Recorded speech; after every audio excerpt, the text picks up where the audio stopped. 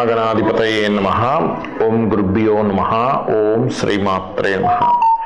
పరమేశ్వర స్వరూపమైనటువంటి జ్యోతిష, వాస్తు మరియు ఇతర అనేకమైనటువంటి శాస్త్రములను మనకు అందించినటువంటి మహర్షులకి నమస్కారం. హయగ్రీవ హయగ్రీవ హయగ్రీవేతి యో వదేత్ తస్య నిస్సరతే వాణి జహ్నుకన్యా ప్రవాహవత్. అరుణాం కరుణాతరంగితాక్షీం ధృతపాశాంకుశపుష్పబాణచాపాం అనిమాదిభిరావృతాం మయూకైః అహమిత్యేవ విభావయే భవానీం. శ్రీమాత్రే నమః.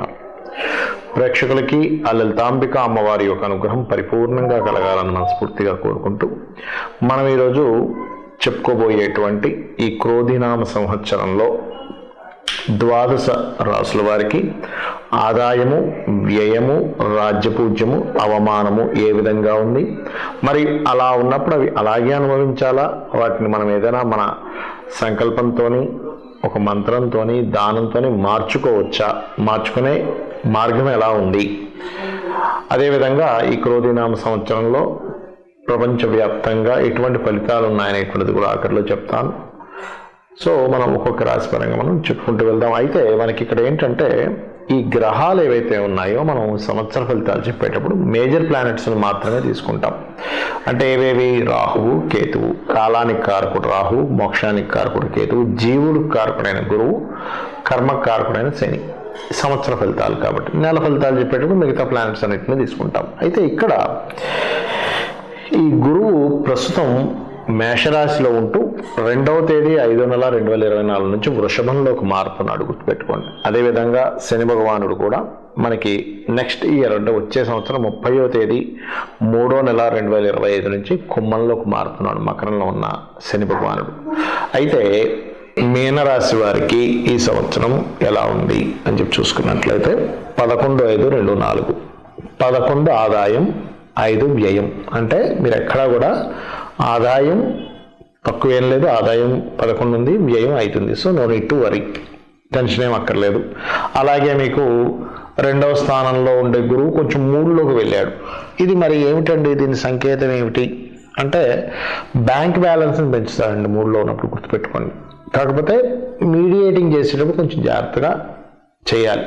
3లో గురువు కమ్యూనికేషన్స్ని ఎంతో చక్కగా ఇస్తాడు, కానీ ఒక్కొక్కసారి అది ఉండే గ్రహస్థితి ఉన్నప్పుడు మనం మాట్లాడేటప్పుడు ఎలా అంటే ఒక్కోసారి మంచి చెప్పిన అవతల వాళ్ళు చెడుగా భావించే ఛాన్సెస్ ఉంటాయి 3లో గురువు ఉన్నప్పుడు. ఇది కొంచెం గుర్తుపెట్టుకోండి. కాబట్టి కొంచెం ఈ జాగ్రత్త తీసుకుని, ఎందుకు? కేతువు దృష్టి ఉంది కాబట్టి, 3లో ఉండే గురువు మీద కేతువు దృష్టి ఉంది కాబట్టి మన మాటలను వక్రంగా తీసుకునే ఛాన్సెస్ ఉంటుంది. రైట్. ఇక్కడ మనం మార్చుకునే విషయాల్లో 11/5 ఓకే అనుకున్నాము. ఏది? ఆదాయము, వ్యయము. ఆదాయం 11 అయితే వ్యయం 5 కాబట్టి బ్యాలెన్స్డ్గా ఉందనుకుంటున్నాము. కానీ రాజ్యపూజ్యం, అవమానం విషయంలో తీసుకుంటే 2 రాజ్యపూజ్యం అయితే అవమానం 4 అయిపోయింది. అంటే మనం ఏదైనా ఒక మాట్లాడితే, ఇందాక చెప్పానుగా, మాట్లాడితే దానిలో వక్ర భాష్యాన్ని తీసుకునే వాళ్ళ సంఖ్య పెరుగుతుంది అని అనుకున్నాం. అప్పుడు మరి ఏం చేయాలండి? రాజ్యపూజ్యం పెరగాలి, అవమానం తగ్గాలి. రాజ్యపూజ్యం పెరగాలంటే మీరు చేయవలసినటువంటిది జయ గురుదత్త, శ్రీ గురుదత్త, ఇది పఠించండి చాలు. రాజ్యపూజ్యం ఆటోమేటిక్గా పెరుగుతుంది. మరి అవమానం తగ్గాలండి, శుక్రవారం పూట గుర్తుపెట్టుకోండి, ఫ్రైడేస్ తీపి పదార్థం ఏదైనా చేయండి. చక్కగా తీపి పదార్థం, పాయసము, ఏదో ఒకటి తీపి పదార్థం తయారు చేయండి. తయారు చేసి మీకు దగ్గరలో ఆలయాలు ఉంటాయి, వెంకటేశ్వర స్వామి ఆలయము, లేకపోతే అమ్మవారి ఆలయం, ప్రత్యేకంగా అమ్మవారి ఆలయం కానీ మీకు దగ్గరలో ఉంటే తీపి పదార్థం చేసి తీసుకెళ్ళి ఆలయంలో ఇచ్చి అందరికీ పనిచేసేయండి. ఆ తీపి పదార్థాన్ని లడ్డువో ఏదో ఒకటి, లడ్డువో, పులివో, మన తీపి పాయసమో ఏదో ఒకటి. ఏమంటే మాకు దగ్గరలో ఆలయం లేదండి, అమ్మవారి ఆలయం అసలు దగ్గరలో లేదు, నేను వెళ్ళలేను, పరిస్థితులు ఎలా ఉన్నాయి, నేను ఎక్కడో విదేశాల్లో ఉన్నా అనుకుంటే కనుక తీపి పదార్థం ఇంట్లోనే తయారు చేసి అమ్మవారికి నైవేద్యంగా పెట్టి చుట్టుపక్కల వాళ్ళకి ప్రసాదంగా ఇవ్వండి. కనీసం అలా చేసినా పర్లేదు. ఎవరు లేరు చుట్టుపక్కల, అలా అయితే ఉండదు నాకు తెలిసి. ఇంకా చుట్టుపక్కల ఎవరు నాకు ఫ్రెండ్స్ లేరని కూడా మీ ఇంట్లో వాళ్ళైనా తినండి, అమ్మవారికి మాత్రం నైవేద్యం పెట్టండి శుక్రవారాలు. ఖచ్చితంగా ఏమవుతుందంటే దీనివల్ల మీకు అవమానం తగ్గిపోతుంది. సూర్య భగవాను చూస్తూ ఓం మిత్రాయ నమః అని కూడా అనుకోండి, ఇంకా ఖచ్చితంగా తగ్గుతుంది అవమానం. అందరూ మిత్రులు అవుతారు. శత్రువేగా మనల్ని అవమానించేది మిత్రులు అవమానించడుగా, కాబట్టి ఇది గుర్తుపెట్టుకోండి. ఇక మీనం వారికి మీకు ఈ చంద్రుడు ఉన్న స్థితి, రాహు ఉన్న స్థితి అపోహల్ని పెంచుతూ ఉంటుంది. ఏదో అయిపోతుంది, ఏదో జరగబోతుంది అనేటువంటి అపోహల్ని పెంచుతూ ఉంటుంది. కాబట్టి ముఖ్యంగా గర్భవతులు కొంత జాగ్రత్తగా ఉండాలి. రాశిలో రాహు సంచారం జరుగుతుంది కాబట్టి ఫైనాన్షియల్గా మీకు బాగా గ్రోత్ రావాలంటే లక్ష్మీ నరసింహస్వామి నమః అనుకుంటూ ఉండండి, లేదా ఓం నవవిద్రుమ బింబశ్రీ ఞక్కారి రవణచ్చదాయ నమః అనుకోండి, బాగుంటుంది. వివాహ నిర్ణయాల విషయంలో ఈ సంవత్సరం చాలా కేర్గా ఉండాలి. ఎందుకు? రాశిలో రాహు, సప్తమంలో కేతు. రాహుకేతులు వసమ సప్తకాల్లో ఉన్నారుగా. అంటే ఏమిటి?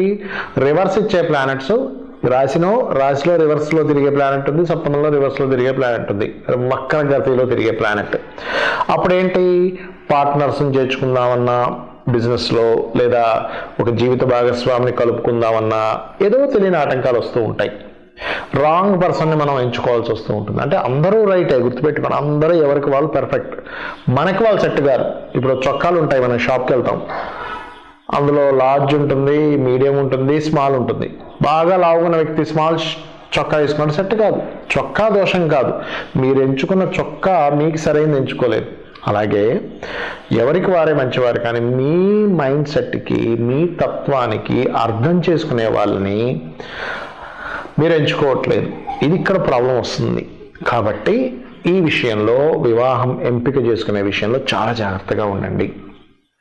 అలాగే కొద్దిగా ఈ సమయంలో పుణ్యక్షేత్రాలకు వెళ్ళడం, బ్యాంక్స్ ద్వారా సపోర్ట్ రావడం, గురువుల ద్వారా సపోర్ట్ రావడం, మరియు హైయర్ ఎడ్యుకేషన్ పరంగా వేరే వేరే దేశాలకు వెళ్ళి చదువుకోవడం ద్వారా మంచి లబ్ధి కలగడం, ఉద్యోగ అవకాశాలు చాలా చక్కగా రావడం, కొత్త ఉద్యోగాల్లో చేరడం, ఇవన్నీ కూడా చాలా బ్రహ్మాండంగా ఉన్నాయి. కాకపోతే మీకు ఒకటే ఏంటంటే, ఏలినాటి శని నడుస్తుంది కదండి అనేటువంటిది ఒకటి ఉంటుంది. ఏలినాటి శనిలో గుర్తుపెట్టుకోండి, ఇన్వెస్ట్మెంట్స్ చేసేటప్పుడు చాలా జాగ్రత్తగా చూసి చేయాలి. రాంగ్ ఇన్వెస్ట్మెంట్ చేస్తాం, డెడ్ ఇన్వెస్ట్మెంట్ చేస్తాం, లిటిగేషన్ ఇన్వెస్ట్మెంట్స్ చేస్తుంటాం. ఇవి చూసుకోండి. మెయిన్గా లిటిగేషన్ ఇన్వెస్ట్మెంట్స్ ఏమైనా చేస్తున్నామా, అనవసరంగా తొందరపడి ఇన్వెస్ట్మెంట్ చేస్తున్నామా. ఒక్కోసారి ఏం చేస్తారు చాలామంది, ఏదైనా ఒక ఆఫీస్ తీసుకుంటాం అనుకోండి, సింగిల్ ఫ్లోర్ కడితే సరిపోద్ది, 4 ఫ్లోర్లు కట్టేస్తారు. అయ్యో ఎందుకండి ఇంత కట్టారంటే, ఏదో ఒక పనికి వస్తుందని కట్టారండి. అసలు 4 ఫ్లోర్లు పెట్టేంత సిబ్బంది ఉండరు అక్కడ. 4 ఫ్లోర్లు కట్టేసారు, అక్కడ రెంట్కి ఇద్దామంటే ఇంకోరు రారు. అనవసరంగా 4 ఫ్లోర్లు కట్టినందుకు ఏమవుతుంది? ఖర్చు పెరిగిపోవడం, లోన్స్ తీసుకొని కట్టడం, ఆ లోన్స్కి డబ్బులు కట్టడం, ఎందుకు కట్టారు అనవసరంగా, దాన్ని తీసేయలేం. కట్టిన తర్వాత తీసేస్తే రూపాయి కూడా రాదు చేతికి, అందుకని ఇబ్బంది వస్తుంటుంది. కాబట్టి ఇన్వెస్ట్మెంట్ చేసేటప్పుడు, అది భూమి, కన్స్ట్రక్షన్, కార్ల, ఎందులో ఇన్వెస్ట్మెంట్ చేస్తున్నాం, ఇంత ఇన్వెస్ట్మెంట్ చేస్తున్నాం ఏమిటనేది చూడండి. చూసి కనుక చేసుకోగలిగితే ఈ సంవత్సరం ఆదాయం ఎక్కువగానే ఉంది. కాబట్టి నో నీడ్ టు వరీ. కాస్త లక్ష్మీ నృసింహస్వామియే నమః లేదా ఓం నవవిద్రుమ బింబశ్రీ ఞక్కారి రతన ఛదాయే నమః అనుకోండి, ఆదాయం పెరిగి తీరుతుంది. మరి ఈ క్రోధినామ సంవత్సరంలో భౌగోళికంగా దీన్ని ముండేన్ ఆస్ట్రాలజీ అంటారు. అంటే బయట పరిస్థితులు ఎట్లా ఉంటాయి? క్రోధి అంటే క్రోధములు, ఒకరి మీద ఒకరికి విద్వేషాలు, కోపాలు పెరిగేటువంటి గ్రహస్థితి నడుస్తుంది. ఆల్రెడీ ఫిబ్రవరి నుంచి ప్రారంభం అయిపోయింది అనుకోండి. ఇదేదో క్రోధినామ సంవత్సరం వచ్చేటప్పుడే అని కాదు, ఫిబ్రవరి నుంచి గ్రహస్థితి అనేది స్టార్ట్ అయిపోయింది. ఎందుకంటే ముఖ్యంగా గొడవలకి కారకుడైనటువంటి కుజుడు శత్రుగ్రహాలతో, శత్రు రాసులతో సంబంధాలు కలిగి ఉంటున్నారు. అంటే ఏమిటి?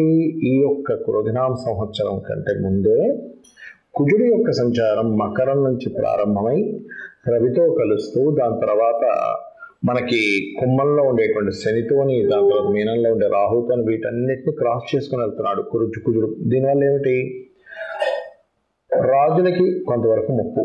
అంటే పెద్ద పెద్ద వాళ్ళు కొన్ని కారాగార సంబంధంగా వెళ్ళవలసిన పరిస్థితి రావడం. ఎందుకు అంటే ఇక్కడ శని, రవి, ముఖ్యంగా రాజులకు కారకుడైన రవి మన శనిని, రాహుని దాటుకొని వెళ్ళాలి. అంటే ఏమిటి? పెద్ద పెద్ద పోస్టులో ఉండేటువంటి వారు కావచ్చు, సీఎంలు కావచ్చు, మంచి రాజకీయ నాయకులు కావచ్చు, ఎవరైనా సరే కొంత జైలు పాలయ్యేటువంటి యోగము, లేకపోతే వాళ్ళకి బాగా అవమానం కలిగేటువంటి విషయాలు, ఎక్స్పెక్టేషన్స్ అంతా తారుమారయ్యేటువంటి విషయాలను కలిగింపజేస్తాడు, ముఖ్యంగా రాజుల విషయంలో. ఒకటి. రెండవది, రాజుల మధ్యన గొడవ, అంటే ఏదైనా కొద్దిపాటి యుద్ధ వాతావరణము. అదేవిధంగా కుజుడు పోలీస్కి, వీటికి కారకుడు కదా, కాబట్టి ఇతని సంచారం కూడా దీని మీద ప్రయాణం జరుగుతుంది. కాబట్టి ఈ మిలిటరీ రిలేటెడ్ సంబంధించిన సరిహద్దుల్లో కొంత గొడవ వాతావరణం ఉండడం, ముఖ్యంగా అతి ముఖ్యంగా మీనరాశిలో రాహు సంచారం జరిగేటప్పుడు ప్రత్యేకంగా 2 విధాల ఇవి జరుగుతుంటాయి. ఏమిటి అంటే, ఒకవైపు ధార్మిక సంబంధించినటువంటి విషయంలో ఇంప్రూవ్మెంట్స్ జరుగుతూ ఉంటాయి. మరొక వైపు ధార్మిక సంబంధించిన విషయాలను కాపాడుకోవాల్సిన పరిస్థితి కూడా వస్తూ ఉంటుంది. అంటే నెగటివ్ అండ్ పాజిటివ్ స్ప్రెడ్ అనేది చాలా ఎక్కువగా జరుగుతుంది. దేని మీద?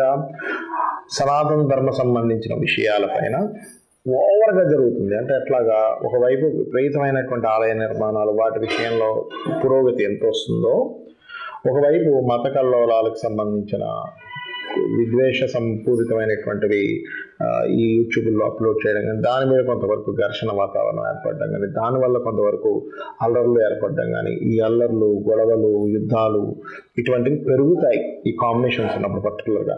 ఏమంటే మరి ఓన్లీ క్రోధినామ సంవత్సరం వరకైనా దీని ప్రభావము అంటే, గుర్తుపెట్టుకోండి, ఇక్కడి నుంచి 4 సంవత్సరాల పాటు ఈ సనాతన ధర్మం అనుకోండి, లేనట్లయితే హైందవ సంబంధించిన అనుకోండి, లేకపోతే ధార్మికమైనటువంటి విషయాలకు సంబంధించింది అనుకోండి, దీని మీద ప్రభావం ఉంటుంది. అదేవిధంగా లాయర్లు, జడ్జులు, కొంతమంది ఎవరైతే ఉంటారో అంటే ధర్మాన్ని కాపాడేటువంటి వారి మీద కూడా కొంతవరకు ఇబ్బందికరమైనటువంటి వాతావరణం ఏర్పడుతూ ఉంటుంది, గుర్తుపెట్టుకోండి. అలాగే మరొక విషయం ఏంటంటే, ఈ కాంబినేషన్స్ మరి దీని నుంచి ఎలా బయటపడాలి సామాన్య ప్రజలు అని చెప్పి చూసుకున్నట్లయితే, ఒకటి గుర్తుపెట్టుకోండి, చండీ పారాయణం. మీరు ఎంత చండీ పారాయణం చేస్తే అంత బాగుంటుంది, గుర్తుపెట్టుకోండి. అలాగే దుర్గా, ఓం దుమ్ దుర్గాయ నమః. ఈ రెండు ఎవరైతే ఎక్కువగా పాటిస్తూ ఉంటారో, దీంతో పాటు మీనరాశిలో రాహు యొక్క సంచారం అనేటువంటిది పితృదేవతలకి చేసుకుంటూ ఉండాలి. అంటే పితృదేవతల కోసమని మీరు అమావాస్య వచ్చినప్పుడు స్వయం పాకం ఇవ్వడం కనుక చేయగలిగితే అద్భుతమైన ఫలితాలు చూస్తారు. చాలా మంది చూడండి, ఏమంటే నాకు ఏం చేయాలో అర్థం కావట్లేదు, ఎన్ని పూజలు చేసినా ఫలితాలు రావట్లేదు అన్నప్పుడు పితృదేవత అనుగ్రహం అక్కడ లోపించిందని అర్థం. కాబట్టి ఇది కూడా చేయాలి. మరి ఇప్పటి వరకు మనం ఈ క్రోధినామ సంవత్సరం ఆదాయ వ్యయాలు ఇవన్నీ చెప్పుకున్నాం. మరి ఇదేనా అంటే కాదు. మీ జన్మజాతకం ఈజ్ మోస్ట్ ఇంపార్టెంట్, గుర్తుపెట్టుకోండి. మీ జన్మజాతకంలో లగ్నం ఎలా ఉంది, మీరు ఏ సమయంలో, ఏ తారీఖుని, ఏ నెల, ఏ సంవత్సరంలో, ఏ ప్రాంతంలో జన్మించారో దాన్ని బట్టి మీ లగ్నంకు ఉన్న బలాన్ని బట్టి గోచారంలో ఏ ఆదాయ వ్యయాలు వచ్చినా, ఎన్ని అవమానాలు, రాజపూజ్యాలు వచ్చినా మీ జన్మజాతకం ఈజ్ మోస్ట్ ఇంపార్టెంట్. ఇది మెయిన్గా రూల్ చేస్తుంది, గుర్తుపెట్టుకోండి. ఇక రెండవది ఏంటంటే, మీకు ధనం ఏ మార్గంలో వస్తుంది, మీరు ఏ మార్గంలో ప్రయత్నం చేయాలి, ఏ దిశ మీకు బాగా కలిసి వస్తుంది గృహం నిర్మాణానికి, గృహంలో ఉండడానికి, అది రెంట్ అయినా ఓన్ హౌస్ అయినా, మీరు ఏ విద్యని అభ్యసిస్తే బాగుంటుంది. మీరు ప్రొఫెషనల్గా ఇబ్బంది పడుతున్నారంటే మీ దశమ స్థానాధిపతి ఎలా ఉన్నాడు, ఇన్వెస్ట్మెంట్స్ ఎప్పుడు చేయాలి, ఎప్పుడు చేయకూడదు, విదేశాలకు వెళ్తే బాగుంటుందా, ఇక్కడ ఉంటే బాగుంటుందా. అదేవిధంగా మీరు పర్టికులర్గా మీ యొక్క జన్మజాతకంలో ఉండేటువంటి కాంబినేషన్స్ ఏవైతే ఉన్నాయో, మీకు ఎటువంటి పరిస్థితులు మీకు అనుకూలిస్తాయి, అంటే ఏ మార్గంలో ఉంటే మీకు పరిస్థితులు అనుకూలిస్తాయి. వివాహం చేసుకునే సమయం ఎప్పుడు, వివాహం ఎప్పుడు చేసుకోకూడదు, చాలామంది తెలియక రాంగ్ టైంలో చేస్తూ ఉంటారు. ఇన్వెస్ట్మెంట్స్ కావచ్చు, వివాహం కావచ్చు, ఏదైనా కానీ ఇటువంటివన్నీ కూడా మీ జన్మజాతకంలోనే తెలుస్తాయి. మరి ఇవన్నీ ఎందుకు చెప్పుకుంటున్నామని ఈ గోచార ఫలితాలంటే, ప్రతి మనిషి తన నిర్ణయం వేరు, బయట ఉండే వాతావరణం వేరు. ఈ రెండు మ్యాచ్ అయినప్పుడు సక్సెస్ ఉంటుంది, ఈ రెండు మ్యాచ్ అయినప్పుడు అంతంత మాత్రంగా ఉంటుంది లైఫ్. కాబట్టి మీ జన్మజాతక ఫలితాలని, ఈ గోచార ఫలితాలని రెండింటిని తెలుసుకుంటూ, అమ్మవారి యొక్క ఆరాధన, పితృదేవతల యొక్క ఆరాధన చేసుకుంటూ వీరి యొక్క అనుగ్రహం మీరు పరిపూర్ణంగా పొందాలని మనస్ఫూర్తిగా కోరుకుంటూ శ్రీమాత్రే నమః.